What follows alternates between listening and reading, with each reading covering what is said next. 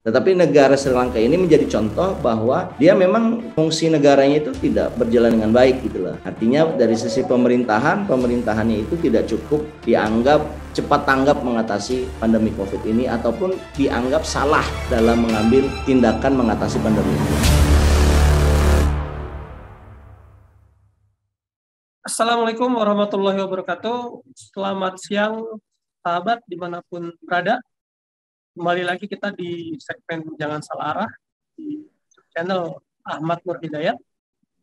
Tadi sudah kita saksikan ya sekilas video tentang kondisi di negara Sri Lanka, di mana situasi yang terjadi bergejolak ya, terjadi krisis secara ekonomi, sosial, dan saat ini mengarah kepada terjadi juga krisis politik yang terjadi di negara Sri Lanka. Bagaimana dan apa yang terjadi sebetulnya di Sri Lanka? Siang ini kita bahas dalam segmen Jangan Salah Arah kita hari ini. Sebelum memulai, seperti biasa saya menyapa dulu rekan saya, Bro Eko. Selamat siang, Bro Eko. Assalamualaikum. Waalaikumsalam warahmatullahi wabarakatuh. Selamat siang, Bang Mus. Apa kabar? Siang. Baik, Bro Eko. Ini kemarin kita sempat terkena macet panjang ini di Jakarta. Ya, jadi kita tidak bisa melakukan jasa ya hari kemarin. Ya nanti kita akan bahas ya Bro Eko ya tentang masalah krisis yang terjadi di Sri Lanka. Oke, selanjutnya saya menyapa narasumber tetap kita, pakar kebijakan publik, Bang Ahmad Nur Hidayat. Selamat siang Bang Ahmad Nur. Assalamualaikum. Assalamualaikum warahmatullahi wabarakatuh. Selamat siang Bro Mustafa, selamat siang Bro Eko. Apa kabar semuanya? Ya Bang, alhamdulillah. Alhamdulillah. Sekarang posisinya di seluruh Indonesia ya terasa lebih panas ya? Oh ya betul. Panas. Terutama di Jakarta itu saya merasakan siang ataupun malam hari panas juga tuh. Sepertinya masih hujan ya. Semoga hati kita tetap dingin ya bro. Oke. Amin.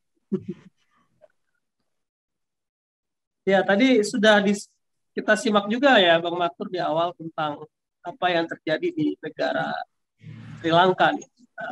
Krisis yang terjadi yang membuat situasinya agak chaos di Sri Lanka. Mungkin Bro Eko silakan bisa mengantarkan diskusi JSA kita pada siang hari ini. Oke, baik Bang Mus. Sebelumnya kepada pemirsa jangan lupa like, komen, dan share serta subscribe channel Ahmad Nur Hidayat Official untuk mendapatkan notifikasi untuk update berikutnya. Ya, baik. Ini topik yang mungkin sangat penting untuk disimak ya, bahwa kita akan membedah tentang krisis Sri Lanka. Saya mohon maaf Bro Eko, suaranya nggak kedengeran bro. Halo? Kurang kencang ya? Gimana sekarang, udah jelas? Nah, ini lebih baik. Ya. Tadi kecil. Oh ya. Baik, kita akan bedah tentang krisis Sri Lanka ya, yang sekarang sudah sangat memanas.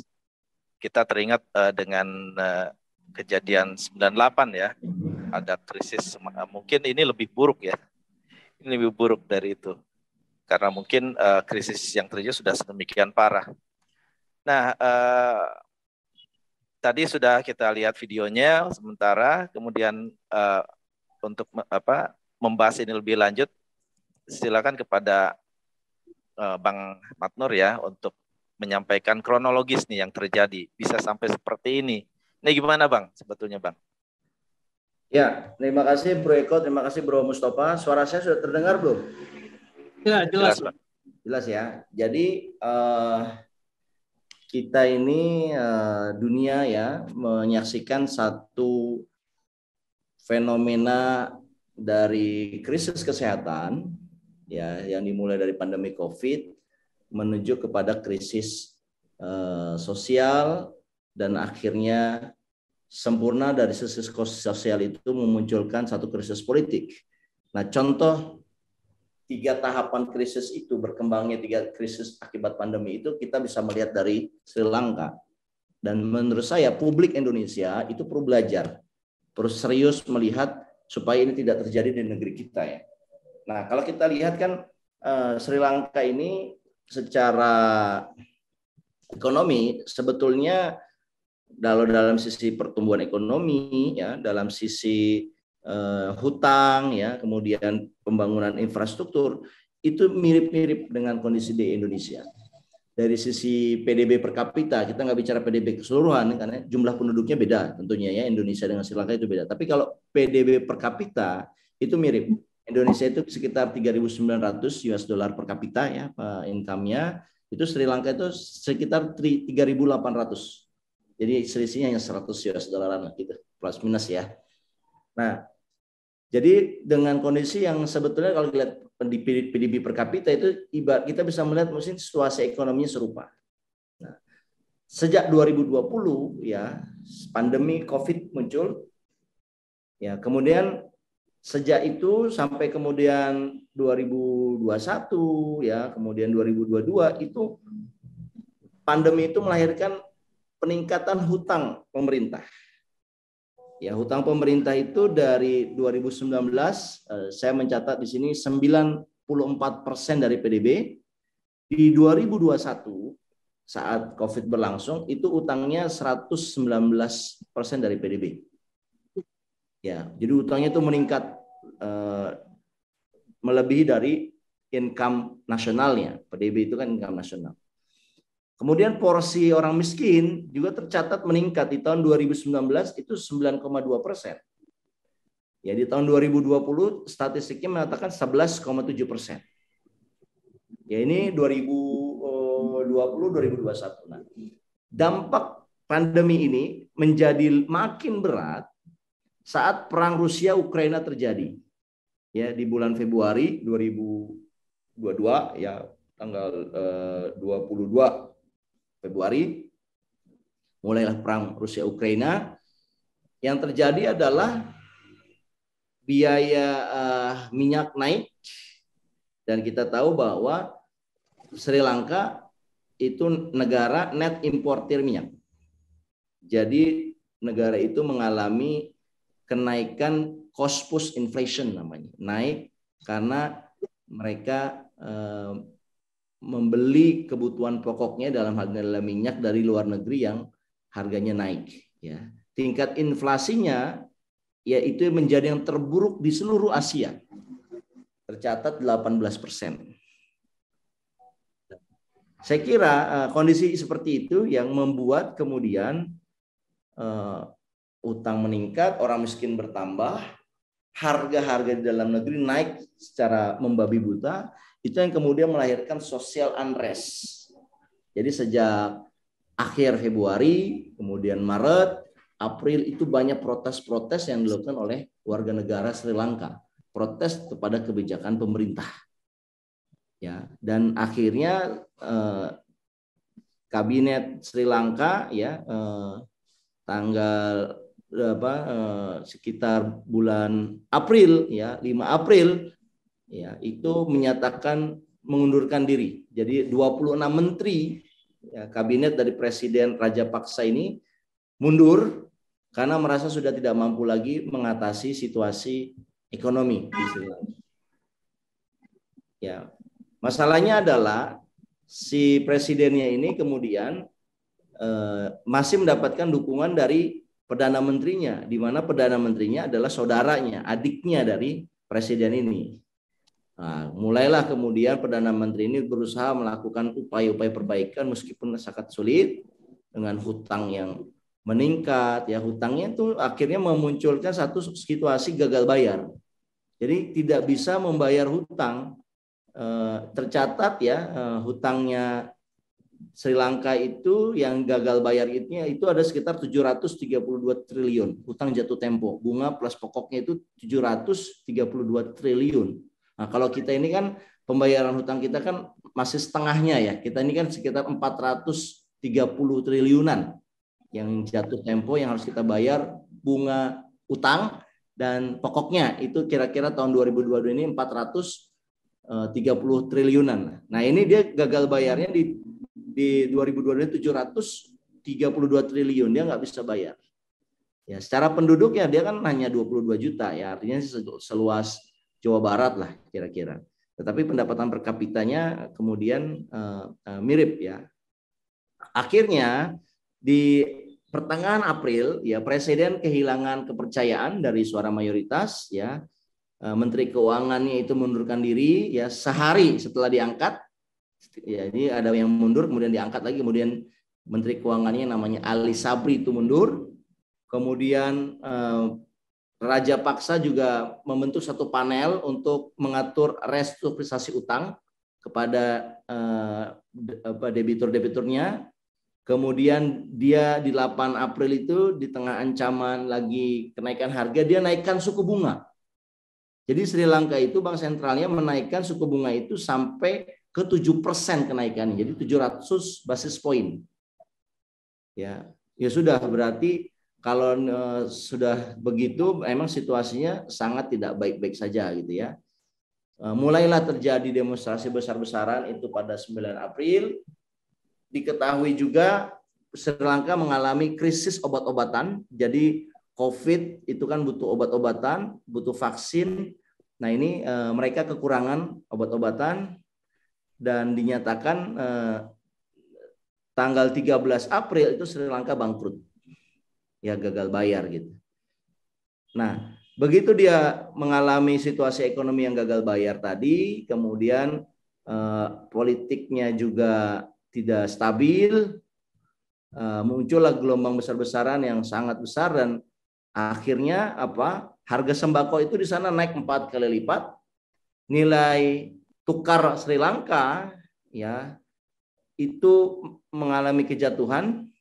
Harga bensin itu naik 10 kali lipat. Tadi kalau sembako 4 kali lipat, ini bensinnya 10 kali lipat.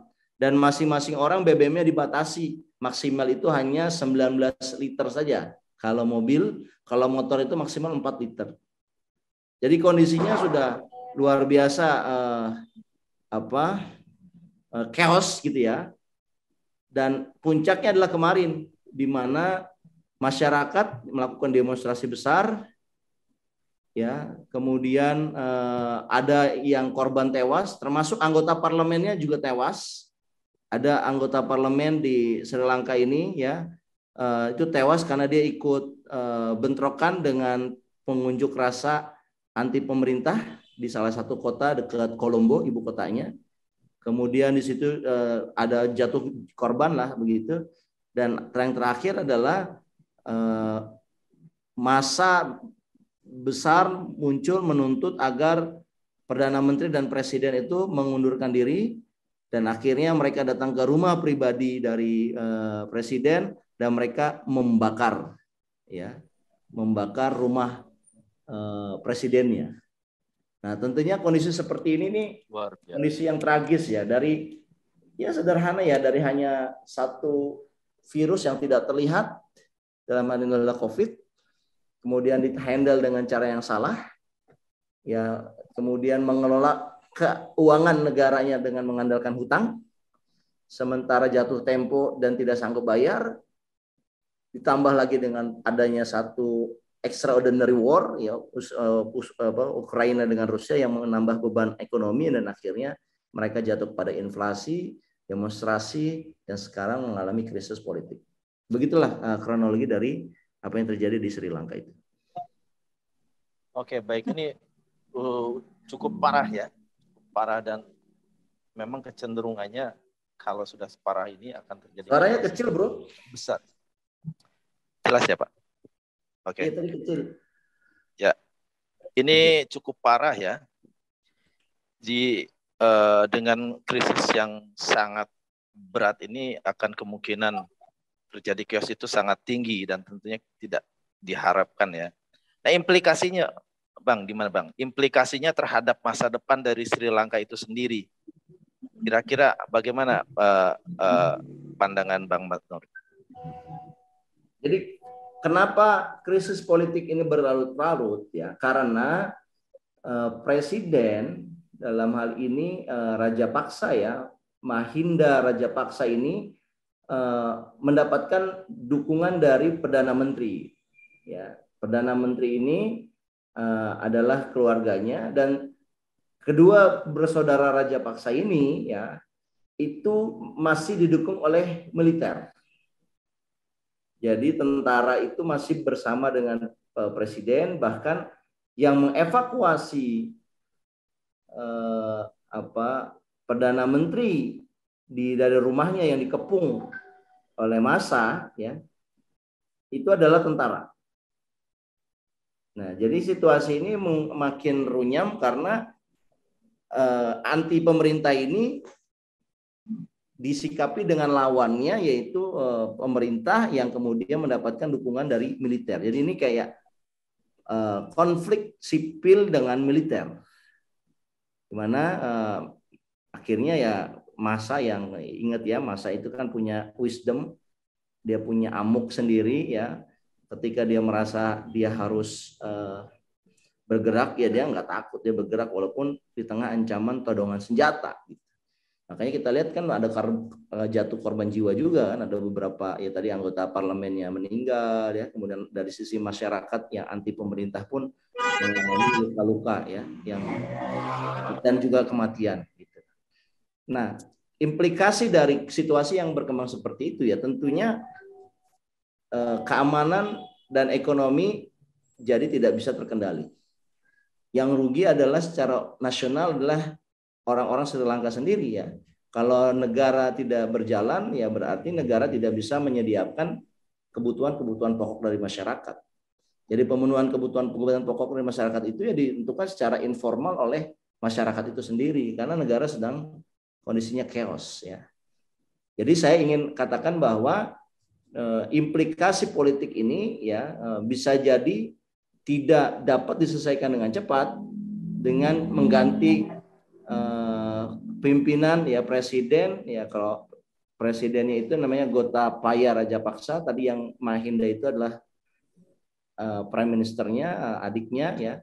Itu nggak sekedar mengganti mereka kemudian kondisi ekonomi dan keamanan itu bisa terwujud kembali gitu. Itu tidak sesederhana itu. Karena masalah ekonomi, inflasi itu tidak bisa diselesaikan hanya dengan mengganti kepemimpinan. Meskipun ganti kepemimpinan itu memunculkan satu rasa kepuasan dan ketenangan dari warga negara gitu. Ada harapan lah setidaknya gitu. Tetapi itu tidak bisa dalam waktu cepat untuk mengatasi persoalan ekonominya. Dan saya kira implikasi Sri Lanka ini akan mengalami politik unrest yang akan berkepanjangan. Begitulah, setidaknya sampai 6 bulan ke depan kita akan saksikan Sri Lanka ini penuh dengan gejolak politik. Begitu, Bro. Oke, baik. Jadi Sri Lanka ini terancam ini ya, jadi fail state ya Bang, atau negara gagal ya, akibat situasi yang ada sekarang. Iya, saya tidak mengatakan negara gagal, tetapi kita kan dulu waktu awal-awal 2020 pernah buat satu Zoom ya, kita prediksi bahwa COVID ini akan memunculkan krisis kesehatan. Krisis kesehatan ini akan berkembang menjadi krisis ekonomi. Krisis ekonomi ini berkembang menjadi krisis sosial, dan krisis sosial ini berkembang menjadi krisis politik. Nah, kecepatan perpindahan krisis ini tergantung kemampuan negara ini dalam mengelola. Kalau negara-negara yang sifatnya maju, demokrasinya kuat, ya tatanan pemerintahnya kuat, ya dia bisa memitigasi. Tetapi negara Sri Lanka ini menjadi contoh bahwa dia memang fungsi negaranya itu tidak berjalan dengan baik gitulah. Artinya dari sisi pemerintahannya itu tidak cukup dianggap cepat tanggap mengatasi pandemi COVID ini ataupun dianggap salah dalam mengambil tindakan mengatasi pandemi ini. Begitu. Oke, baik. Nah, ini gimana implikasinya terhadap geopolitik global nih, Bang? Tentunya kan ini akan berpengaruh besar juga. Halo, jelas? Suaranya nggak kedengeran, Bro. Ya. Jelas nggak? Nah, jelas sekarang. Ya. Nah, ini sekarang bagaimana implikasinya terhadap geopolitik global? Tentunya ini ada pengaruhnya. Karena tentu ada komoditas-komoditas dari Sri Lanka yang dimanfaatkan oleh negara-negara lain. Dan lain-lainnya tentunya. Ini gimana, Bang? Yang jelas apa yang terjadi di Sri Lanka ya, karena kita kan hidup di ekonomi yang saling terkait, ya, ada satu interlinking antara satu negara dan negara lain. Dan ini kan karena globalisasi, ya, pastinya ini akan mempengaruhi negara-negara lain, ya. Kita tahu Sri Lanka ini adalah negara yang juga apa istilahnya memberikan satu perdagangan, ya, kepada negara lain, ya. Di antaranya ada perdagangan yang sifatnya adalah tertinggi, ya. Ekspornya Sri Lanka yang sampai ke seluruh dunia itu adalah teh. Ya, ekspor teh Sri Lanka itu menempatkan posisi kedua. Ya. Kemudian 36% karet dunia, ya, itu diperoleh dari Sri Lanka. Jadi Sri Lanka itu sepertiga karet dunia itu dari Sri Lanka. Kelapa, ya, buah kelapa itu 71%, ya, produksi kelapa dunia itu dari Sri Lanka. Belum lagi kita bilang ada pertambangan, ya, ada grafit, ya, ada timbal hitam, ada keramik, ada porselen, ya. Nah, mereka ini mengekspornya itu mayoritas kepada Jepang. Jadi Jepang, ya, kemungkinan akan mengalami tekanan ekonomi juga, ya. Begitu chaos yang terjadi di Sri Lanka, tentunya Sri Lanka tidak bisa mengekspor barang-barang yang dibutuhkan Jepang lagi, gitu, ya. Kita tahu Jepang berinvestasi banyak di Sri Lanka itu untuk mendirikan perusahaan keramik dan porselen, ya. Nah, ini ya, meskipun Jepang juga kan mendapatkan apa istilahnya melakukan hubungan dagang dengan mitra-mitra yang lain, tapi saya kira apa yang terjadi di Sri Lanka ini akan memberikan tekanan ekonomi kepada partner dagangnya, dalam hal ini adalah Jepang, dan Jepang itu kan juga memiliki hubungan dagang dengan Indonesia, ya, secara kuat, ya, begitu, ya. Jadi kita banyak melakukan perdagangan, ya. Jepang membutuhkan banyak gas, ya, ada juga sawit, cangkang sawit juga kita ekspor ke Jepang, karena Jepang kan tergantung sama nuklir, dan kemarin kan ada gempa, ya, nuklirnya itu menjadi leak, bocor, dan tidak bisa digunakan. Akhirnya mereka mengambil dari cangkang sawit, ya. Nah, kalau seandainya ekonomi Jepang itu slow down, juga ekspornya Indonesia ke Jepang akan slow down juga, dan tentunya ini akan menghit perekonomian kita juga. Itu kira-kira implikasinya, Bro. Oke, baik. Sekarang pelajaran yang mesti diambil, ya, untuk Indonesia nih, karena kita mempunyai indikator yang mirip, ya, cikal bakal begitu. Kalau tidak diantisipasi, gimana Bang? Ya, pelajarannya dari Sri Lanka, yang pertama adalah kita harus berhati-hati dengan akumulasi hutang. Hutang yang berlebihan tidak bisa dikontrol dengan katakanlah satu optimisme bahwa negara itu akan membayarnya itu dengan potensial income, ya. Akhirnya dia tidak bijaksana dalam berhutang. Ini yang kemudian melahirkan gagal bayar. Nah, saya kira pelajaran yang kita bisa ambil adalah jangan menyepelekan akumulasi hutang, ya.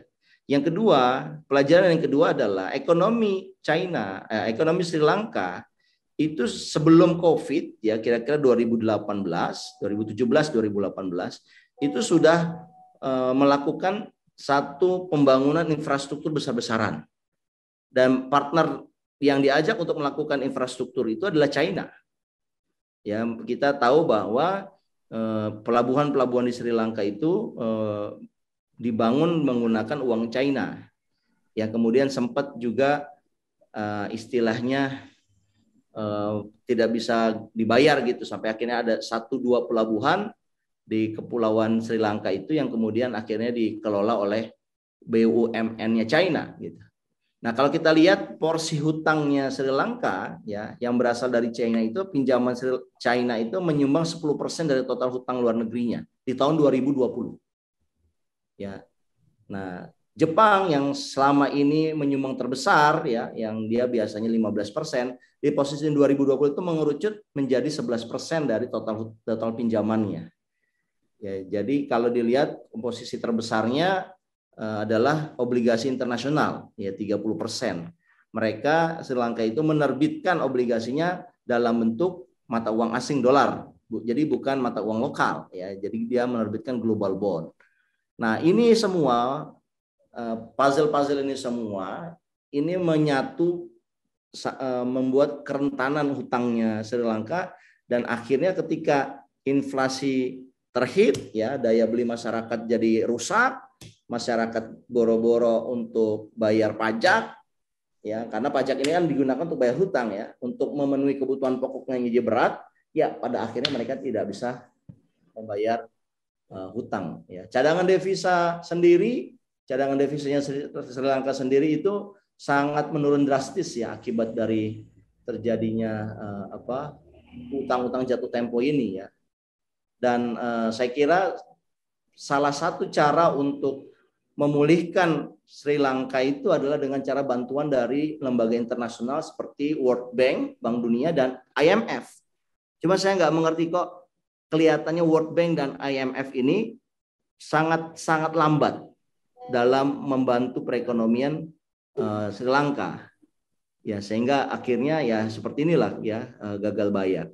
Nah, China sendiri itu sudah memberikan bantuan sebenarnya kepada Sri Lanka ya. Dia memberikan fasilitas swap sekitar $1,5 miliar ya. $1,5 miliar itu kalau kita kalikan 14.000 itu ya sekitar berarti berapa itu 30 triliunan lah gitu. Tapi kan yang jatuh tempo tadi kan 700-an ya, 732 triliunan gitu. Nah, jadi nggak cukup bisa membantu China ya, tidak bisa cukup membantu mengatasi krisis hutangnya di Sri Lanka. Jadi lesson learn ya, pelajaran yang kita bisa ambil ini adalah kalau kita tidak memanage hutang dengan baik, ya lagi pula kita hanya mengandalkan pemulihan ini berdasarkan dari eksternal, dalam hal ini adalah hutang, maka ini akan mengalami akan tidak sustain ya, akan sangat berbahaya. Dan yang terjadi di Sri Lanka ini harus kita waspadai, hati-hati mengelola hutang, hati-hati dengan inflasi, dan hati-hati juga dengan pembelanjaan APBN yang tidak bijak, yang tidak ditujukan untuk mengatasi masalah, yaitu masalah saat ini adalah pandemi dan harga-harga, malah masuk kepada pembiayaan yang tidak terkait dengan masalah itu tadi ya. Saya kira itu pelajaran dari Sri Lanka, Bro. Oke, baik. Kayaknya topik ini udah cukup dalam ya, yang lebar, dan kita langsung lanjut saja. Tapi sebelumnya jangan lupa pada para pemirsa untuk like, comment, share, dan subscribe. Klik tombol notifikasi untuk mendapatkan update berikutnya.